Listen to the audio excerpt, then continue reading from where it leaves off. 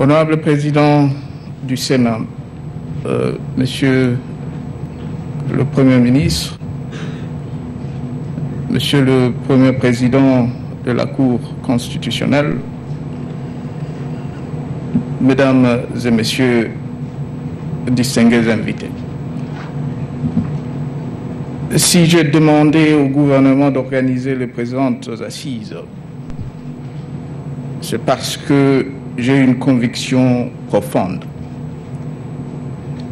qu'en dépit des avancées que nous enregistrons sur le terrain de réformes institutionnelles dans le secteur de la justice, les comptes sont loin d'être faits sur ce qui intéresse les justiciables.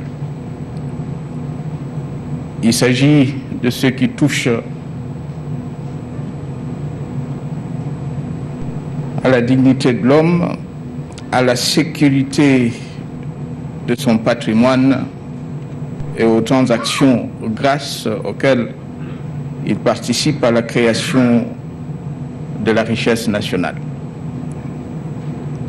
Pour rencontrer ces aspirations, l'accès à la justice demeure un impératif majeur afin que chaque citoyen, où qu'il soit, accède à son juge naturel pour faire valoir ses prétentions.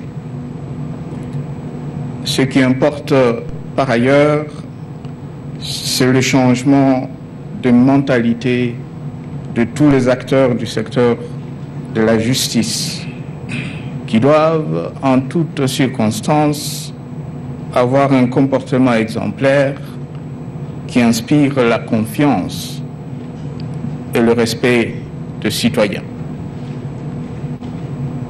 Mesdames et messieurs, ce qu'ils attendent d'eux, ce qu'ils disent le droit est rien que le droit. Je vous encourage donc à persévérer dans les efforts que les uns et les autres entreprennent au quotidien en vue de redorer le blason de notre justice, dont la mission première est de garantir l'égalité des citoyens devant la loi, assurer le respect des libertés individuelles et promouvoir les droits fondamentaux. Puissent les présentes assises éveiller la conscience d'un chacun et être un nouveau départ dans la marche de notre justice. En vous souhaitant plein succès, je déclare ouverts les travaux des États généraux de la justice. Mesdames et messieurs, je vous remercie. Les dernières assises du genre remontent à près de 20 ans.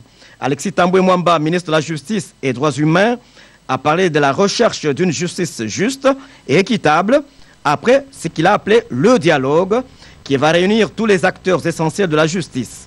L'objectif, a-t-il dit, est d'éviter l'incurie, le clientélisme, le trafic d'influence, la corruption, l'impunité et l'iniquité des décisions judiciaires.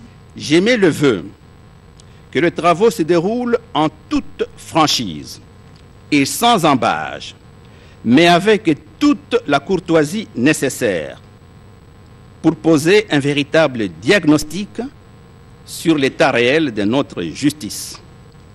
Ce faisant, nous pourrons non seulement cesser de naviguer à vue et sans boussole en plein océan, mais aussi et surtout, nous nous serons ensemble acquittés par l'application judicieuse des recommandations qui résulteront des présentes assises de notre obligation d'offrir aux citoyens congolais et à tous ceux qui ont choisi de vivre en République démocratique du Congo une justice équitable qui protège et rassure et qui ne connaît ni riche ni pauvre.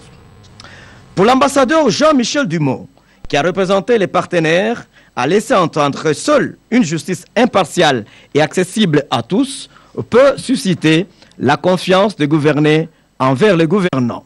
Il a rassuré de la présence des partenaires aux côtés des autorités congolaises pour appuyer l'amélioration de l'accès à une justice transparente et protectrice des droits de l'homme. Notre objectif commun et notre espoir est de voir la République démocratique du Congo accomplir de nouveaux progrès sur le chemin de la consolidation d'un état de droit. La justice, disais-je, est au cœur du contrat social. Au lendemain de ces assises, les partenaires seront aux côtés du gouvernement, de la magistrature, des barreaux et des organisations de la société civile sur la voie d'un Congo plus beau qu'avant, démocratique, stable et prospère.